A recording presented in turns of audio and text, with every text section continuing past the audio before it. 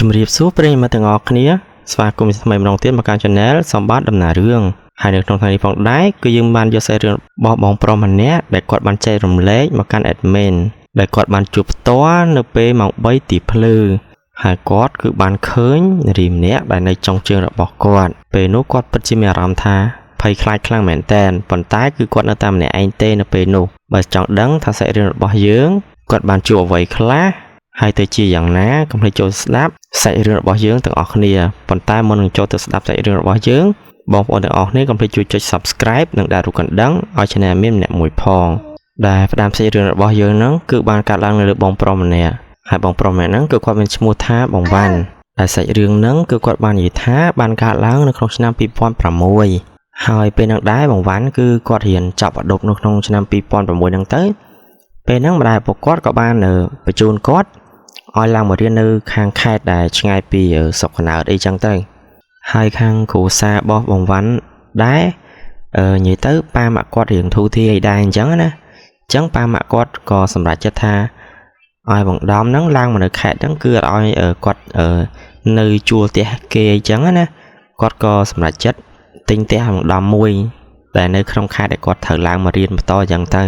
ហើយបងវ៉ាន់ក៏គាត់និយាយថាផ្ទះហ្នឹងវាស្ថិតនៅយ៉ាងឆ្ងាយពីយ៉ាងទីរួមខេត្តគេបន្តិចអញ្ចឹងណាហើយណាមួយផ្ទះហ្នឹងរបៀបថាគេលក់រៀងតម្លៃវាយ៉ាងធូរថ្លៃយ៉ាងទីផ្សារអីអញ្ចឹងទៅតបមកបានរបៀបថាប៉ាម៉ាក់ប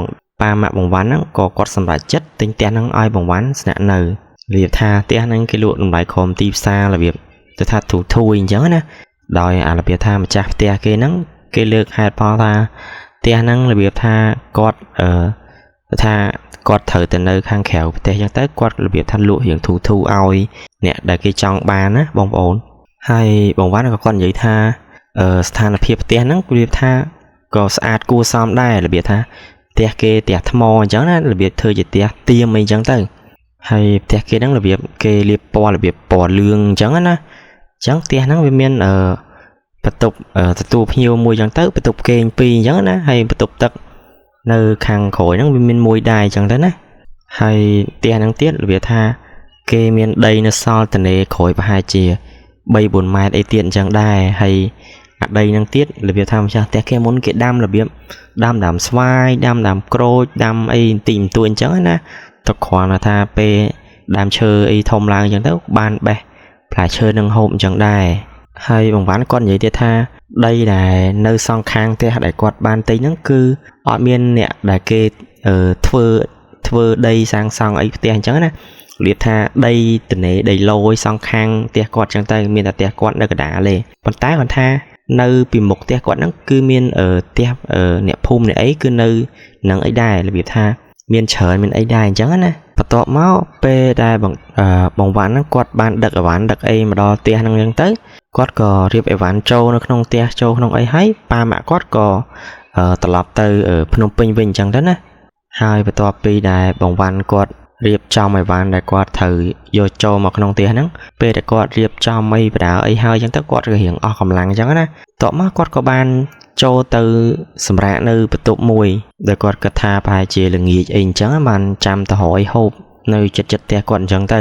ហើយពេលកំឡុងពេលដែលគាត់សម្រាកនៅក្នុងបន្ទប់ហ្នឹងបងប្អូនពេលដែលគាត់សម្រាកហ្នឹងគាត់ក៏ឮសំឡេងមនុស្សស្រីហ្នឹងហៅគាត់ថាបងវ៉ាន់បងវ៉ាន់ហើយដោយសារតែសំឡេងហ្នឹងវារបៀបថាស្រែកហៅហ្នឹងរៀងខ្លាំងដែរអញ្ចឹងណាអញ្ចឹងទៅក៏បានធ្វើឲ្យបងវ៉ាន់ភ្ញាក់ពីគេអញ្ចឹងទៅបន្ទាប់ពីគាត់ភ្ញាក់ពីគេគាត់ក៏ដើរទៅខាងក្រៅផ្ទះរកមើលសំឡេងដែលហៅគាត់ហ្នឹងអញ្ចឹងពេលដែលគាត់ដើរទៅដល់ក្រៅផ្ទះគាត់ក៏ភ្ញាក់ថាពេលហ្នឹងគាត់ក៏ឃើញមេឃចាប់ផ្ដើមល្ងិតពេលហ្នឹងគាត់ក៏គិតថាពេលដែលគាត់ត្រូវសម្រានហ្នឹងគាត់ថាប្រហែលជាសម្រានតែមួយផ្លែតអីអញ្ចឹងណានៅបន្ទប់ហ្នឹងប្រហែលជាខ្ទង់ម៉ោង 3 ជាងអីទេតែស្រាប់តែពេលគាត់ភ្ញាក់មកហ្នឹងគាត់ថាខ្ទង់ម៉ោង 6 កន្លះម៉ោង 7 យប់បាត់ហើយហ្នឹងបងប្អូនហើយពេលហ្នឹងគាត់ក៏បានដើរទៅរកសំឡេងដែលហៅគាត់ហ្នឹងណា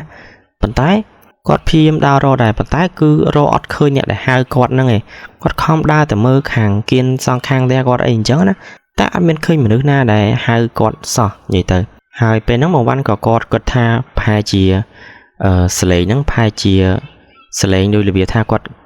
គេអញ្ចឹងរបៀបយល់សពយល់អីអញ្ចឹងណាអញ្ចឹងក៏គាត់មិនបានទៅគិតខ្វាយខ្វល់អីច្រើនដែរពេលហ្នឹង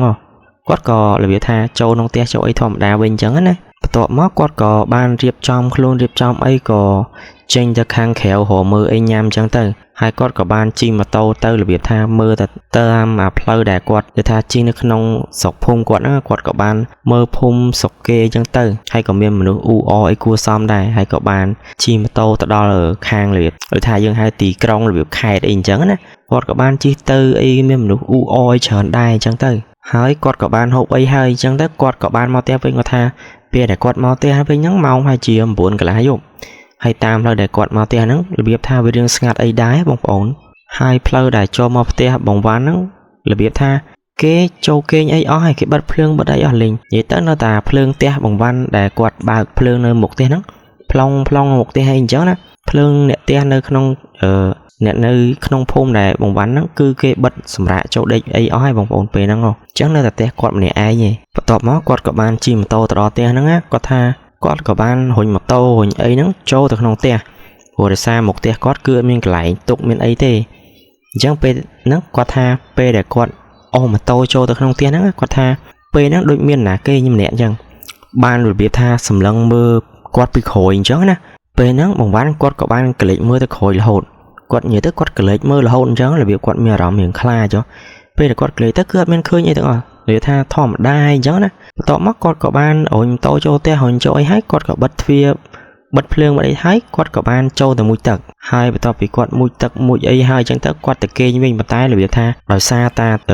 ថ្ងៃមិញហ្នឹងគាត់គេងរៀងយូរបងប្អូនអញ្ចឹងគឺគាត់អត់ទាន់ងុយគេងទេហើយគាត់ក៏បានស្ដាប់វិទ្យុចុចទូរស័ព្ទចុចអីអញ្ចឹងទៅហើយគាត់របៀបថាស្ដាប់វិទ្យុហ្នឹងរបៀបថា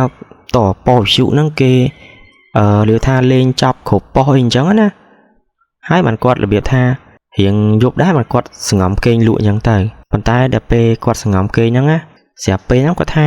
គាត់ក៏ភ្ញាក់វិញនៅម៉ោង3យប់ចិត្តភ្លឺហ្នឹងបងប្អូនគាត់ថាភ្ញាក់ម៉ោង3ចិត្តភ្លឺហ្នឹងដោយសារតែពេលហ្នឹងណាបងភ័ក្រគាត់ឮសលេងដោយរបៀបថាមាននរណាគេម្នាក់អីអញ្ចឹងដូចគោះទ្វារ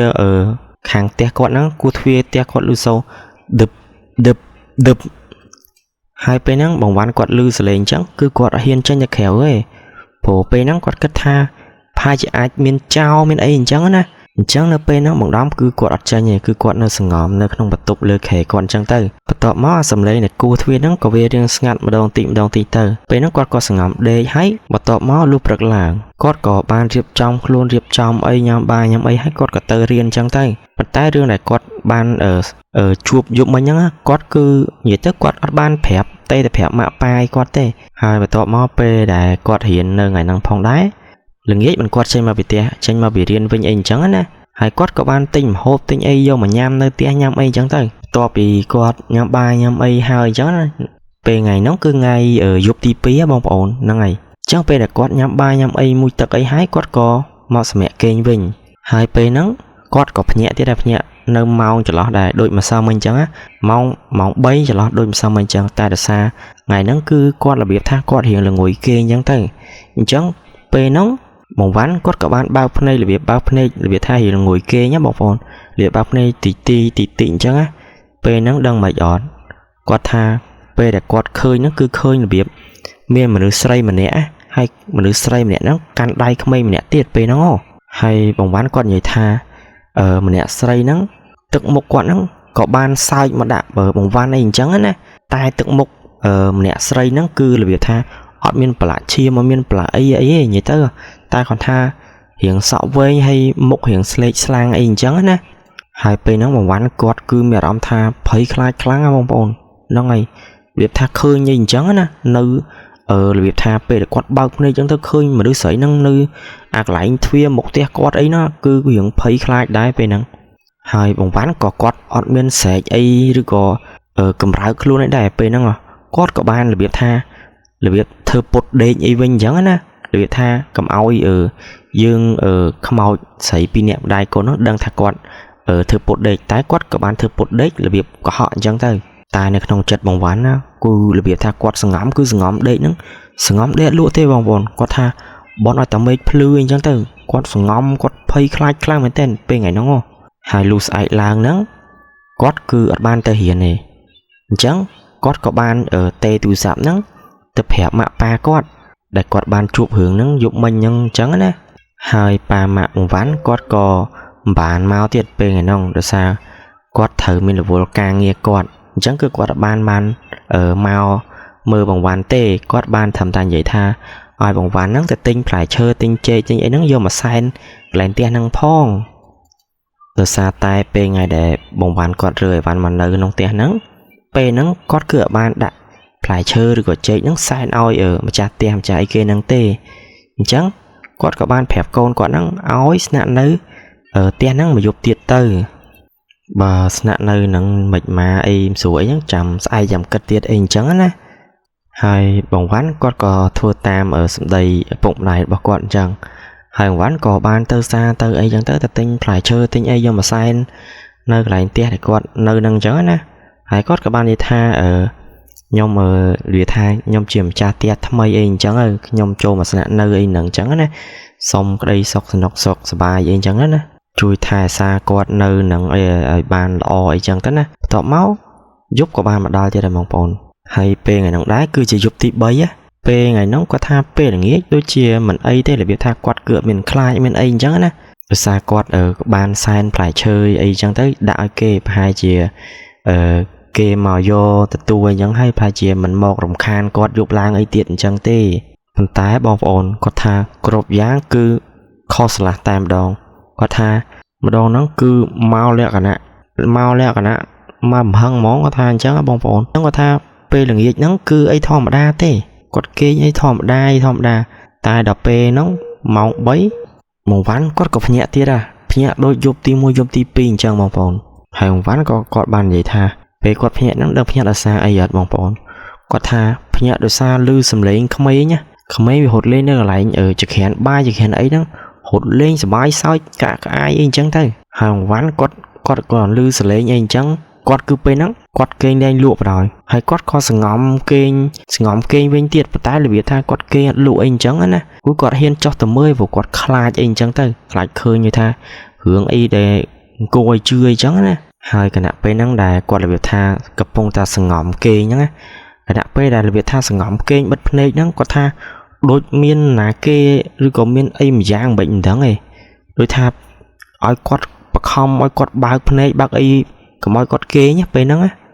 ហើយពេលហ្នឹងគាត់បើកភ្នែកបងប្អូនដឹងគាត់បានជួបអីអត់គាត់ថាគ្រាន់តែគាត់បើកភ្នែកប៉ាប់គាត់ឃើញពីអ្នកម៉ែកូនដែលគាត់បានឃើញនៅយប់មុនអញ្ចឹងមកនៅឈរចុងជើងគាត់តែម្ដងពេលហ្នឹងហើយគាត់ក៏បានឃើញទៀតថាមិនមែនតែ2នាក់ទេបងប្អូនគឺទាំងអស់មាន7នាក់ដែលនៅក្នុងបន្ទប់ក្នុងផ្ទះហ្នឹងមួយគាត់ហ្នឹងគាត់ថាមាន7នាក់បងប្អូនពេលហ្នឹងដោយមានខ្មោច2នាក់ហ្នឹង2នាក់ម៉ែកូនហ្នឹងនៅឈរចុងជើងគាត់អញ្ចឹងទៅហើយមានខ្មោចប្រុស2នាក់ទៀតនៅខាងស្ដាំកន្លែងគាត់គេងហ្នឹងហើយមានខ្មោច2នាក់ទៀតរបៀបរៀងចំណាស់នៅឈរខាងស្ដាំខាងឆ្វេងដៃគាត់ណែហើយមានម្នាក់ទៀតដឹងនៅណាអត់បងប្អូនគាត់ថានៅពីលើទូគាត់ហ្នឹងទូដាក់កៅអៅគាត់ហ្នឹងពេលហ្នឹងបង្វ៉ាន់ពេលគាត់ឃើញខ្មោចហ្នឹង7នាក់ហ្នឹងគាត់ថាពិតជាខ្លាចខ្លាំងបងប្អូនគាត់ថាឡើងព្រឺហ្មងគាត់ខ្លាចគាត់របៀបថាគាត់ចង់ឲ្យខ្លួនគាត់ហ្នឹងបិទភ្នែកស្លប់កុំឲ្យឃើញប៉ុន្តែអត់កើតទេបងប្អូនពេលហ្នឹងគាត់ថាគឺអត់បានទេគាត់ឃើញក្នុងរបៀបថាវាស្ដែងពេកពេលហ្នឹងបងប្អូនឥឡូវយើងគិតមើលទៅថាក្នុងបន្ទប់ដែលគាត់គេងហ្នឹងមានខ្មោចរហូតដល់7នាក់បើសិនជាយើងទាំងអស់គ្នាតែយើងមានអារម្មណ៍របៀបណាអីចឹងទៅគឺពិតជាខ្លាចទេបងប្អូនពេលហ្នឹងហើយអង្វាន់ក៏គាត់របៀបថាគាត់ក៏ព្យាយាមបិទភ្នែកដែរហើយគាត់ក៏បិទភ្នែកចឹងទៅក្នុងចិត្តគាត់សូត្រធម៌បដាសូត្រអីរហូតអញ្ចឹងណារហូតតទល់ភ្លឺអញ្ចឹងទៅហើយគ្រាន់តែមេឃភ្លឺភ្លាមបងវ៉ាន់គាត់ស្ទុះចេញក្រៅហ្មងស្ទុះនិយាយទៅស្ទុះលឿនហ្មងគាត់ស្ទុះចេញក្រៅអ្វីដែលគាត់ចាប់មុនគេគឺទាញម៉ូតូជិះចេញទៅក្រៅផ្ទះហ្មងបន្ទាប់ពីគាត់ជិះចេញទៅក្រៅផ្ទះហើយគាត់ក៏បានតេទៅម៉ាក់ប៉ាគាត់ហើយគាត់ក៏បានប្រាប់ម៉ាក់ប៉ាគាត់អញ្ចឹងទៅថាយប់មិញហ្នឹងប៉ាម៉ាក់អីចឹងទៅគាត់ថាពួកវាមកលេងគាត់ទៀតហើយម្ដងហ្នឹងគាត់ពួកវាមកលេងលក្ខណៈឈុតធំហ្មងអញ្ចឹងប៉ាម៉ាក់គាត់ហ្នឹងប៉ាម៉ាក់បងវ៉ាន់ហ្នឹងក៏ប្រាប់បងវ៉ាន់ឲ្យទៅនៅផ្ទះជួលមួយរយៈសិនទៅចាំពេលដែលគាត់ទំនេរអញ្ចឹងគឺគាត់ឡើងមក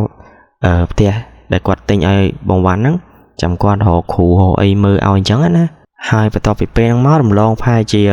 5-6ថ្ងៃបងប្អូនម៉ាក់ប៉ាគាត់ក៏បានមកផ្ទះហ្នឹងហើយម៉ាក់ប៉ាគាត់ក៏បានវាថាយកគ្រូអីមកមើលអីអញ្ចឹងណាដើម្បីឲ្យដឹងថា ក្នុងផ្ទះហ្នឹងរបៀបមានរឿងអីអញ្ចឹងទៅមិនបានចេះតែមានបង្ហាញខ្លួនបង្ហាញអីឲ្យកូនគាត់ឃើញអញ្ចឹងណាពេលហ្នឹងហើយប៉ាម៉ាក់បងដំក៏បាននាំគ្រូហ្នឹងមកដល់ផ្ទះហ្នឹងគ្រូហ្នឹងគាត់ក៏បាននិយាយថាអ្នកដែលបានកូនគាត់ឃើញហ្នឹងណាអ្នកដែលប្រមាណអ្នកហ្នឹងគឺជាអ្នកដែលគេធ្លាប់រស់នៅក្នុងផ្ទះហ្នឹងជាយូរណាស់មកហើយអ្នកដែលគេរស់នៅហ្នឹងគឺគេមកហ្នឹងគឺគេលក្ខណៈថា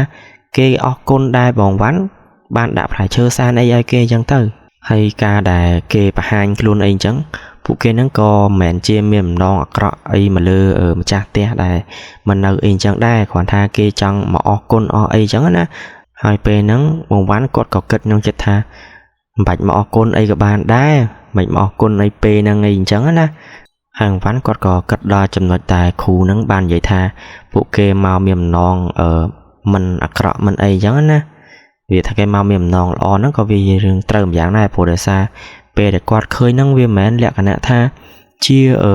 មកសកត់ដៃសកត់ជើងសកត់ខ្លួនអីអញ្ចឹងទេហើយមិនមែនមកលក្ខណៈមុខប្រឡាក់សិតឈាមបាក់កបាក់អីមកលងគាត់អីបន្លាយគាត់ហ្នឹងគឺអត់មានទេពេលហ្នឹងក្រោយមកគ្រូហ្នឹងគាត់ក៏បានធ្វើពិធីរៀបចំរៀបអីឲ្យគេអញ្ចឹងអីហើយទៅបងវ៉ាន់គាត់ក៏បានចូលមកនៅផ្ទះហ្នឹងវិញអីអញ្ចឹងទៅដោយថ្ងៃហ្នឹងដែរគឺប៉ាម៉ាក់គាត់ហ្នឹងក៏បានមកគេងនៅជាមួយគាត់អីដែរហើយគាត់បាននិយាយថាពេលដែលប៉ាម៉ាក់គាត់មកគេងនៅអីជាមួយគាត់អញ្ចឹងណាគាត់ថាយប់ថ្ងៃហ្នឹងគឺអត់មានរឿងអីកើតឡើងអីទៀតទេសំឡេងអីឬស្រែកហៅអីក៏អត់មានដែរពេលហ្នឹងហើយក្រោយមកម៉ាក់ប៉ាគាត់ហ្នឹងក៏បានឡើងទៅបំពេញទៅធ្វើការងារគាត់អីធម្មតាអញ្ចឹងទៅបន្ទាប់មកពេលដែលដំនៅផ្ទះម្នាក់ឯងហ្នឹងក៏លែងមានសលេងលែងមានអីលើថាបន្លាចអីគាត់អញ្ចឹងណាគឺលែងមានហើយបងប្អូនហ្នឹងហើយបងប្អូនទាំងអស់គ្នាសាច់រឿងរបស់យើងហ្នឹងគឺមានតែត្រឹមហ្នឹងទេដែលគាត់បាននិយាយប្រាប់ admin អញ្ចឹងទៅហើយបើបងប្អូនទាំងអស់គ្នាពេញចិត្តនៅសាច់រឿងរបស់យើងដែលមានបាននិយាយឲ្យស្ដាប់ហ្នឹងកុំភ្លេចជួយចុច Subscribe និងកុំភ្លេចជួយចុចរូបកណ្ដឹងផងហ្នឹងហើយអរគុណបងប្អូនទាំងអស់គ្នាជួបគ្នានៅវីដេអូបន្ទាប់បាយបាយ